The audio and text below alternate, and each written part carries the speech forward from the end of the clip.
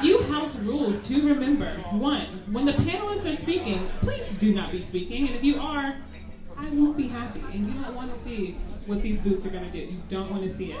So we're going to have our next panel be in real life. All right? Don't get it twisted. We're going to have Valley do a song. Then we're going to open up with our panelists. And we're going to do it. Hello, everybody. I'm back again. Ow! So the song I have right now is a song, so if you know Spanish, great. If you don't, you can, yeah, feel the vibes. Yo sé que tú sin mí te lo haces solo. Yo sé que estoy ahí dentro de tu canción, te lo haces solo. Te lo haces solo, siempre lo haces solo. When I feel so low, siempre tengo otro, siempre va a haber otro. When I feel so low, when I ya no me trae rosa, no me trae rosa.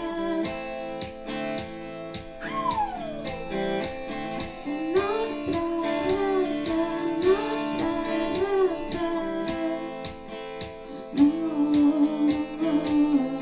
no me trae rosa. No,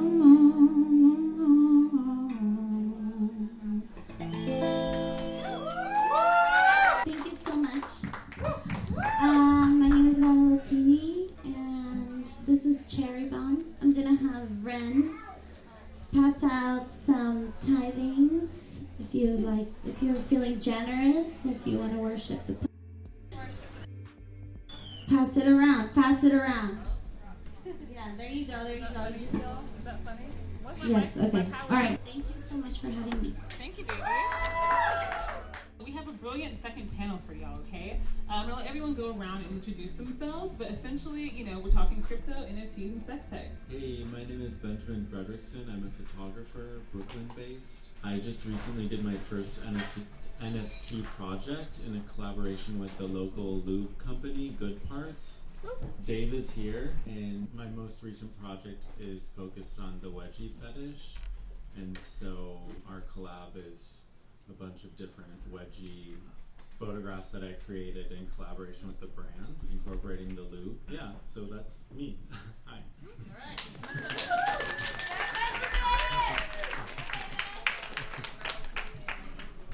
Hello everyone, my name is Ayana, commonly known as Ayana the Oracle, and basically what I am in this space is a collector, and I'm here to show you guys that you don't have to be a rich white tech bro to collect NFTs. If you collect already, you probably collect records, you probably collect shoes. I know someone in here collects clothes, like we already collect things, so we're just bringing that energy into the metaverse, so that's what I'm here to do. Hey guys, I'm Alexa Lombardo. I run a branding studio based in Brooklyn that is female founded, but also an all female staff. And we recently started working a little bit more in Web3 and in crypto.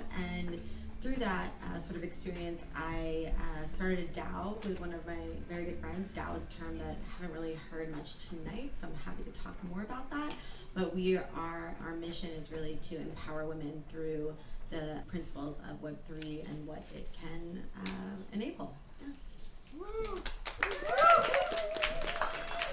See, I told you we're bringing it today. That $50 was well spent, and also there's some flyers floating around, and donations are still available. Okay, so if you want to support this event, keep on giving. So I don't even know how to start with y'all. Everyone has such individual perspectives when it comes to NFTs. And so I heard us talk about community and what that means. So I'd love to hear more about how do you engage with your community? So for me, for community, being a queer artist and being part of the wedgie community, it's such a strong, special community, right? And when I began this project, I just really felt that from everyone involved and got that support. So I'm getting that same vibe from the NFT community, which is really warm and welcoming and supportive. So it's for me personally, it's really exciting because I'm learning as I go. But I'm really stoked, and I can share the work that I make without having to worry about being censored and having it taken down, which is something that happens a lot for any artist, any queer artist working with like erotic themes. But yeah, to get back to the NFTs, I think it's in a community I'm happy to be involved with, and I'm just looking forward to continuing like growing with the community. Community for me is basically just a way to connect with people and to stay connected with people. Growing up, I basically was a girl online. I just love to be online and love to connect with people in any sort of digital capacity. So building my community online has been really meaningful to me. I've been able to onboard several people and just bring them into the space where safe spaces are created. Previously, I was in a more sex-positive space, a more sex-positive industry, and I was able to connect with people who create safe spaces already. Like, we come to sex clubs and everybody already knows the deal. We already know what's up. We already know the type of vibe We're in a sex club? Oh my god. Oh. That's so crazy, guys. Don't tell anyone. Yeah, so we have already facilitated these types of spaces where people feel comfortable. So I was able to do that like in wellness. And now I just really want to bring that type of energy, those type of safe spaces to communities in New York City especially, but also just in the metaverse, and communities that represent people who look like us and not just communities of people who have all this power. When we create these micro communities, we can fight the power, for lack of better words, but we could essentially our own power. So that's basically what community is to me, creating our own power to fight the powers that don't work for us.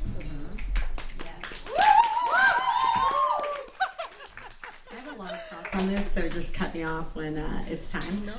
The first thing is that Web3 is sort of like just the internet, but in a new way, right? Like there are a lot of the things that people will talk to you about, like what was broken with the internet and what's broken with Web2 or fixing it with Web3. Whether or not that comes to fruition is, who knows. However, there is a place for everyone here, and I think what's cool is that it doesn't, I think, right now, this is the first time that you can have a friend that you meet online and they're your online friend and then you meet them in real life. Like, I think that Web3 enables that better than better than anything I've ever experienced in Web 2. And so building a community online actually has like real potential for in real life action. And that's what I've found. I think meeting people online and then meeting up in real life is just, it's the perfect sort of culmination of everything that's led up to this point. And it means like, yes, being able to actually, build these micro communities that have real power and can really enact change in the real world. And I think, being a branding studio, like a lot of our clients were looking for like, how do we grow as fast as possible? And what Web3 is like not about quantity, it's about quality, and it's about finding the people who are doing stuff that really resonates with you in a meaningful way. And then it's actually like funding it. Like it's actually like being able to put yes, it's not dollars per se, but there's money, and it's having that money that gives power to these voices that wasn't there before. And these marginalized communities, these marginalized voices, they are actually being empowered through real means. And I think that's what's also cool. Your community doesn't need to be massive to actually be able to have a significant impact. Yes. Okay, that's absolutely beautiful. Honestly, everyone's answer was so unique. And so I'm hearing a lot of conversation on like Web 2, Web 3. So so in your mind, how does Web 3 intersect within crypto and NFTs? We keep saying these words, metaverse, Web 3, NFTs, but what does crypto have to do with Web 3? I'll take it. So I like to start explaining this concept by explaining what we already know. And we already are familiar with the infrastructure of Web 2. So when we log on Instagram, anything like Gmail, Twitter, anything that we log onto with just our email and a password, that's a Web 2 concept. In Web 3, we log in with our wallet, which is a one-click instant way to interact with the technology. So essentially, it's a more efficient way to engage with technology online. That's a simple way to explain it for me.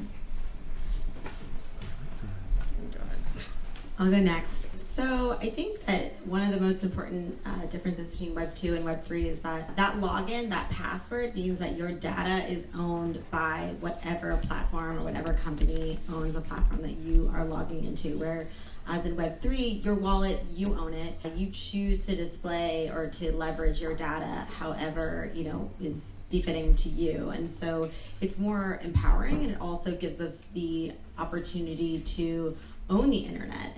And in terms of the things that we're creating, monetize those things. And I know that a lot of Web2 companies are creating opportunities for content creators to monetize their content, but that's just in reaction to what's happening on Web3, where it is an automatic, you own your content and you are getting paid for that content. Because really, when Facebook sees that there is someone posts something, that post goes viral, they then leverage that to make more money for themselves, and you're not getting that piece of it. Like, if you create something that has that sort of virality, how much of it are you getting? Like, yes, you get the followers, you get the clout, maybe you're able to channel that into something else, but who's making the bulk of that money? It's Facebook, or it's Instagram, or it's YouTube. And I'm not going to be like a hater on Web2 companies, because I feel like truly all of us in Web3 are kind of building Web3 using Web2. So it's important, like, they will coexist.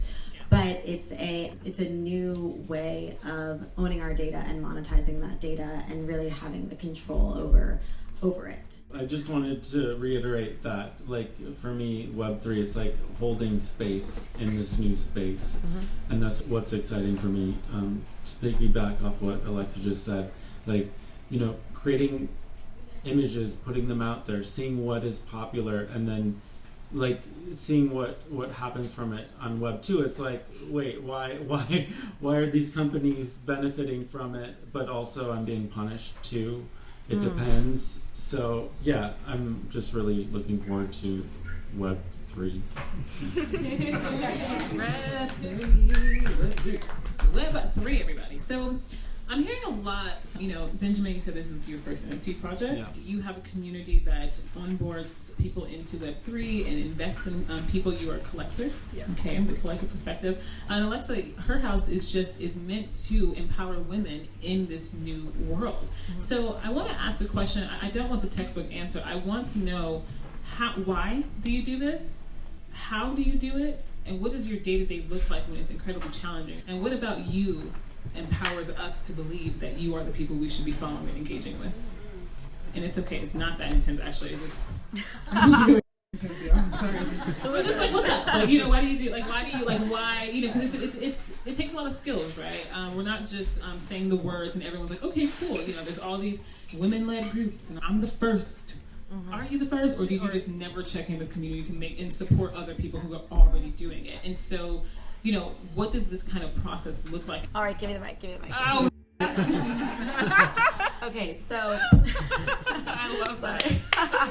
So HerHouse, and this idea, it's been through a lot of iterations, right? Because Web3 moves so quickly, and we were originally like, we're going to be a venture community that actually like invests in these like women-led projects, etc. And then we just kept seeing like the more time we spent like watching this space, the more we learned that there are so many amazing, whether they're projects or brands or their coalitions or their communities. There are a ton of them, and a lot of them right now are focused on onboarding, which is great, and we need that, absolutely. We need to bring more women, more non-binary people into this space, 100%, and we are severely underrepresented. But what happens when you're in the space? What happens next? And you've got all of these women, especially in this sort of like waiting pool where they're like, where do I go? I know I have a wallet. I know what an NFT is. I own an NFT. I know what crypto is, but what do I do next? And so we're creating HerHouse, which is really for those who have been onboarded, but they want to understand where the opportunities are. And it's all about the self-actualization of women. If you're a creator, but you feel that like imposter syndrome, like you could never launch an NFT project, connect with these projects. They will tell you how. If you are struggling for financial independence, here's the way, here's the path to get there. We're gonna lead you to She-Fi or Boys Club, or we are working actively with all of these other groups that are all about empowering women in these different areas. So if it's sex tech, if you're a sex worker, come to HerHouse, because we're gonna support all of these initiatives that are going to show you how you can monetize that, how you can achieve your goals through that without being held back by this current system that we live in. So I think it's really about like we foster community through community, and we point you in the right direction that's going to help you achieve. It's not about generalization, it's about specialization. We all want different things, we have different dreams, and that's a good thing. We want different perspectives because your perspective, as much as we are individuals, we also, we seek community naturally, and all of these communities exist, and they especially exist in Web3. So wherever you're feeling alone, you're not alone. We're going to point you in the right direction, and that's going to help you get to where you want to go. So why you should why you should listen to me? No, I don't really know, but you should follow HerHouse. An NFT drop coming soon. I'd love for you to talk about kawaii affirmations, what that means to you. So I am dropping a project on Tuesday, 2022. And it is called Kawaii Affirmations. So for the last 6 years of my career, I've spent creating affirmation decks, and I've been selling those to people who have quickly become collectors of my products. And I realized I already have collectors for the work that I do, and I'm entering the metaverse. So I was like, why not translate these concepts that I'm already working on, already creating space for wellness and this very affirmative language and empowerment, and why not just bring that to Web3? And it took me a while to produce this project because I just couldn't figure out the visual voice for it. And I moved to New York literally 2 months ago, and I immediately fell into what is my voice and how can I express in Web3, because I felt like I didn't have access to the authenticity that you need to express in Web3. So now I've just created this collection, Kawaii Affirmations, that is basically just for the bad bitches that I'm onboarding into Web3, whether it's collectors or as creators.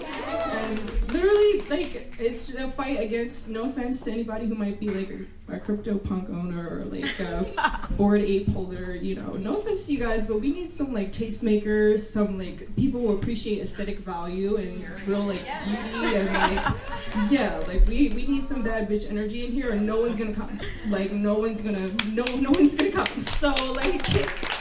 come, and no one's gonna come. Exactly. Both. So I'm basically just bringing that energy to the blockchain, starting with words, starting with a literary project. It's not a visual project, but it's getting us in the mind state of okay, there are bad bitches in Web3. We are here. So I'm showing up and dropping that in 2 weeks.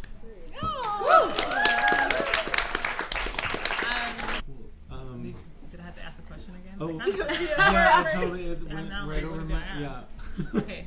Sorry. No, I'm just doing, listen, I'm a professional. Get right back to it. So Benjamin, you're an artist. Obviously, you're a photographer based in the queer space. And so what is it that you bring to the NFT space? Specifically, your work is very kinky, it's very artistic, very beautiful, focused on the human body. For those of y'all, I have passed around this flyer because we still print things off. And this is going to connect you exactly to the project, right? To see the art. Yeah.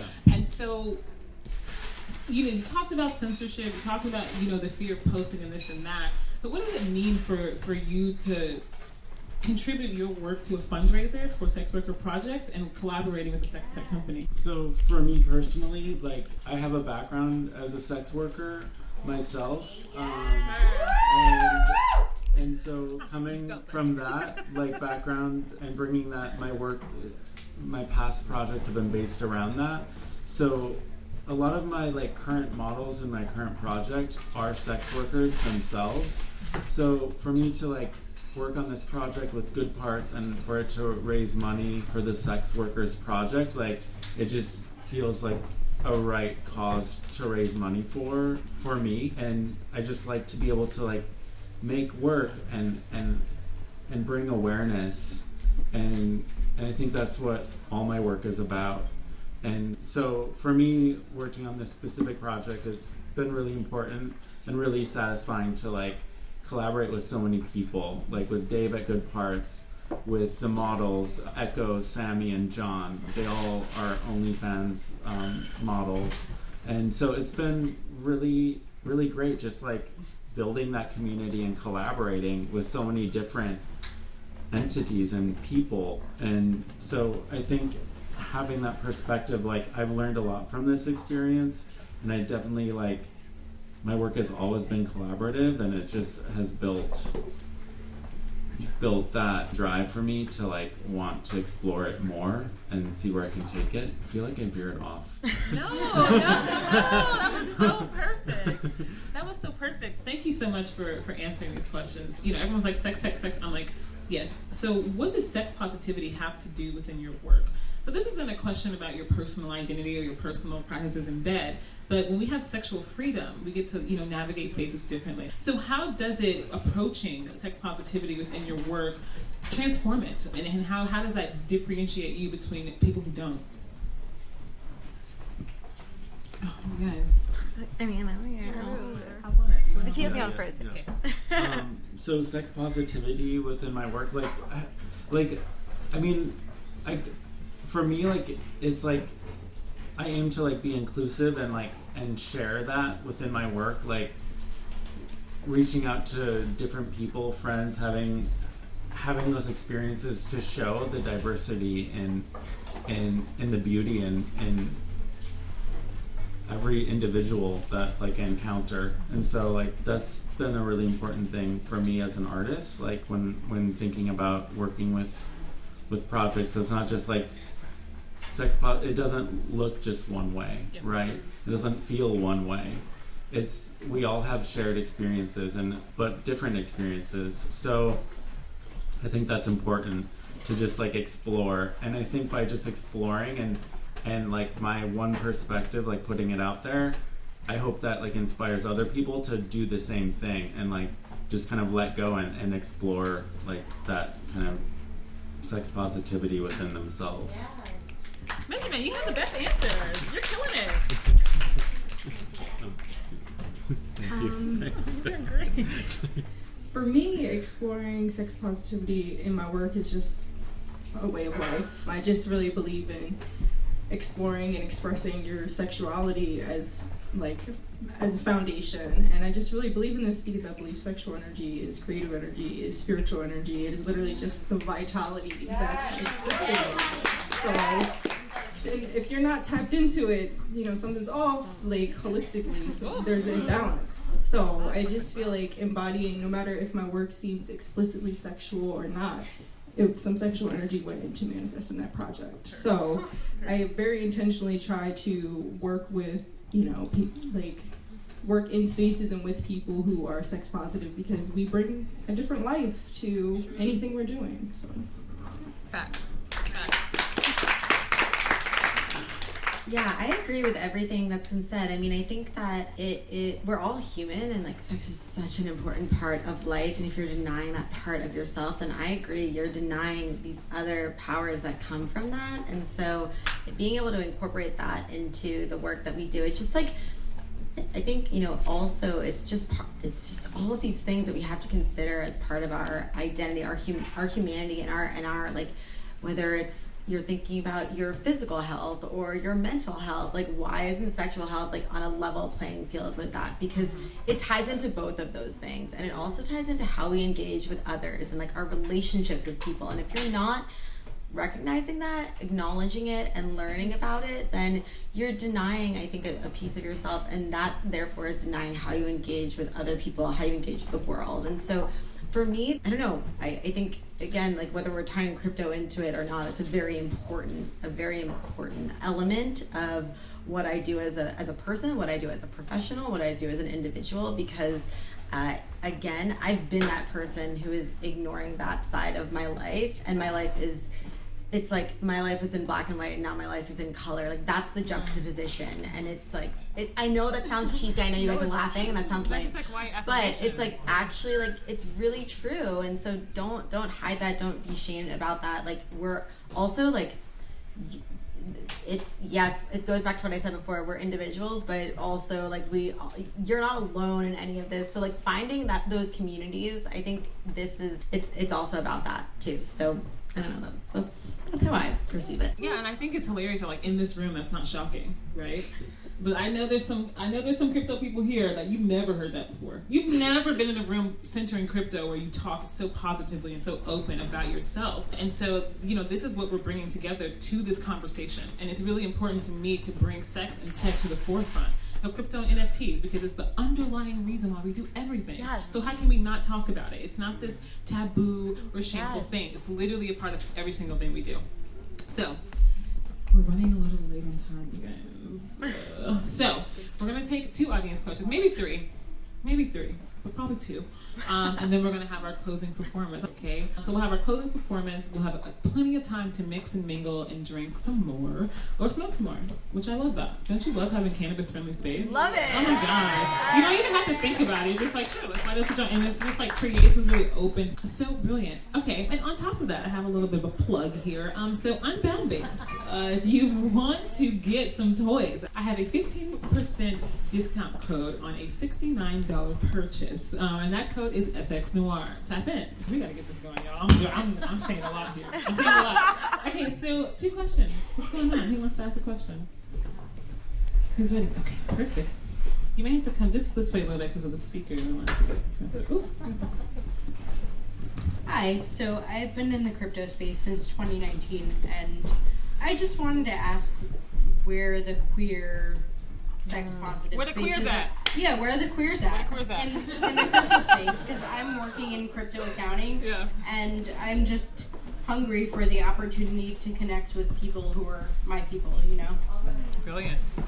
Let's get it. That's a great question. I would love to plug you with Zach. I think he's actually in the audience today. Yeah, He Zach's out there. runs a community. I believe it's called Crypto Queers. So there's definitely some spaces for us in partnership with some other. He's also in New York, but in partnership with some other creators. They host these spaces on Twitter. I'm sure you're probably really active on Twitter if you're in crypto. So that's someone you can definitely get connected with. But why are those spaces so hard to find? And why haven't, like, right? Like, being queer, I mean, this is not something that's like a new, like, this is hugely important in our society. Like, this is a huge amount of the population. So I think it's about, like, that, more of those conversations, and also creating, like, yes, it's great to have a Twitter space. Yes, it's great to have a platform, but like those IRL communities, like what you're creating tonight, SX, like this is important. And like, if you want to create one, like let's do it, because we're down and it'll be fun. We're into it. No, I love that. Yeah, I mean, we're queer, we're fucking here, and we're literally fucking here. We're queer and we're literally fucking here. Yeah, I'm running with the puns today. I'm gonna just get my own little stand-up show for the next time. I'm gonna do a quick 10 minutes. This is my friend Nikita. Here you go. Oh wait, sorry. The roulette. We have one white person, so the next one has to be. So, but we got you on hold though. Keep it in your head. Yeah, I know. But we gotta give space. Actively so. You know, everyone's like, oh, inclusive. Like, okay, but what? Like, how? How are you? Okay, my people of color. I just put you on blast. Can we? Where you at? I know you got a question. Okay, you got a question? Oh, Jesus. Y'all making it look bad. Okay. Oh, Sadie, you already asked one. It's okay. Daniel, do you have a question? How do we become a DAO? Okay, we'll get your question next, but you know, we gotta center. I said we're centering Black people, did I not? That's what I mean. Okay. How do you create a DAO? All right, so a DAO, for those of you who don't know, it's a decentralized autonomous organization. So basically it's the corollary to a traditional corporation, in that the people who build the DAO, usually the builders set sort of a charter, they put a charter in place, and then as people come in, your say in what the DAO does basically is directly connected to how much you put into the DAO, whether you buy tokens, which is similar to cryptocurrency, but not a currency that is associated with something that you can use to purchase other objects or on the blockchain. Anyway, I'm not going to get too far into those nitty-gritty details. See me after if you want to talk about it. But the hardest thing about creating a DAO is creating the community, which you already have, so there we go, check that box. And then the tokenomics of it, which is, so again, like going back to what a DAO is usually associated with, a token, a social currency, and then you have to sort of figure out, okay, what does that mean for my community? What is my community getting out by buying into this community? And so it's really just about setting those parameters, but anyone can create a DAO, which is why this world is so cool. You can create it for anything, and then you can use it to get people to buy into it. There can be actual money behind it, and it can be used as a financial tool for communities like this. If you want to know more, see me after. Yeah, we're gonna make a DAO. We're gonna make Yes, it. let's do it. We're We gonna will make support. a- Her house supports. We We're support gonna all make that. we're gonna make a sex tech now. Yes. I'm really serious here. I'm like not even joking. So we're gonna wrap up this panel. Okay, we're gonna have an amazing closing performance. And so the last thing I would like to ask you all, if there's anything else you'd like to express, where can we find you, and anything you just have in your heart. Cool. So yeah, you can follow my photography, Web2, Instagram, Benjamin Fredrickson. You can find my first NFTs that just dropped. I'm excited about that. And yeah, I can't think of anything else. I'm just grateful to be here, and thank you so much for having me. Firstly, I would like to congratulate all of you guys for being at the edge of the future. So thank you guys for coming. It's an affirmation. Yes, affirming that. Yes. And you can find all of my work. You can find me on Instagram or on Twitter at Ayana the Oracle. And if you would like to connect with me to build events in New York City that are centered around crypto, please feel free to connect with me. I'm building a community right now. And also, if you're interested in becoming a collector, I am fundraising to onboard new collectors. So please connect with me if you want to collect NFTs. Brilliant. Yes, absolutely. Echoing all of that. Also, yes, let's build some IRL events. So I'm in so many places, but Her House, which is the most important thing, HerHouse_IO on Twitter. Follow us, interact with us. It's basically my friend Candace and I over there just leading the whole charge. Me, this is so embarrassing, but LinkedIn, just LinkedIn me, That is Alexa embarrassing. Lombardo. I know That's it's so embarrassing, but honestly, I that's just like the best way to get in touch. I'm not on Instagram really. I have an Instagram, but yeah, LinkedIn me, or just find me here, or find me through SX because we're in touch. Or Her House, yeah. But Yeah, Her I House, wish- yeah. They banned me from LinkedIn, y'all. They said, no whores in this house. I said, oh my God. I'm just, they're like, Wait, you can't bigger use, conversation about that. yeah, no, they're like, you can't use SX Noir. And I'm like, well, I'm being targeted. I have to use a pseudonym. They're like, no pseudonyms allowed. I was like, oh. Okay, well that wraps up the show. Hello everyone. We have our last performance coming up. Come get close and personal. I know you really want to be, promise. So, this bed is actually for the performance. But y'all can come sit over here. Come sit over here. Don't block the camera, but you can come sit over there. I don't know, she's trouble. Don't go over there. Don't go over there. This is Echo. Okay, so y'all can see it. Okay, if y'all want to miss out on it, that's your business. So I know I was really strict and then really lax about the phones, but this is really a no phone performance. We really will kick you out if you get your phone out. Because we're seeing full frontal, period. So this is not for the faint of heart. If you would not like to see nudity, then have no problem. Feel free to step away. And so we have a beautiful performer, Laura, coming in.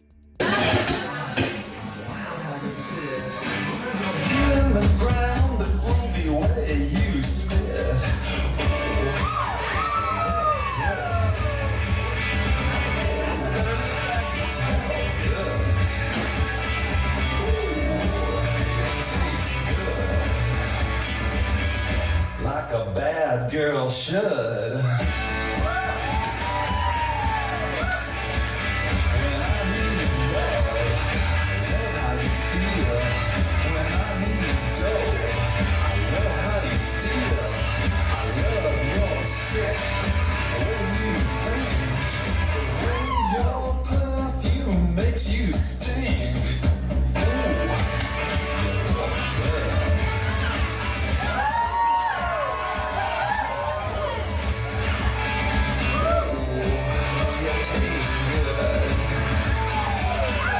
Like a bad girl should.